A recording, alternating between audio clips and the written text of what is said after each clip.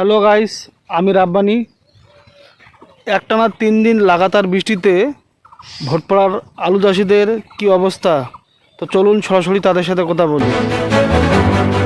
ওরে ভাই দেখো আগুন লাগছে, গরিব মানুষগুলো সকালে শেষ হচ্ছে। 30 টাকা বস্তা আনাচ্ছে রে, 60 টাকার বস্তা বাবা রে, তাও কোনো ব্যবস্থা করলে না। এলা দেখো তো আগুন লাগছে, মানুষ মরি গেছে সবাই। দেখতো এক হাঁটু পানি হয়েছে জমি। 30 টাকা বলে আলুর গাড়ি নাকছে রে বাবা। না না দাদা, 30,000 টাকা। 30,000 গাড়ি নাকছে, একে না কথা হল। আলুর কি হয়েছে? আমার এই যে ছোট ভাই আলু কইছে, আমার কিছু আলু ছিল। হ্যাঁ আমার তাড়ি বাড়ি পাশের ভাই একটা ছিল। দেখেন অবস্থা কি হয়েছে। কতগুলো আলু কাটছেন আপনি? এই 2.5 বিঘা কইছে, আমার ছোট ভাই 6 বিঘা কইছে, আমার পাশের বাড়ির ছোট ভাই কইছে 7 বিঘা।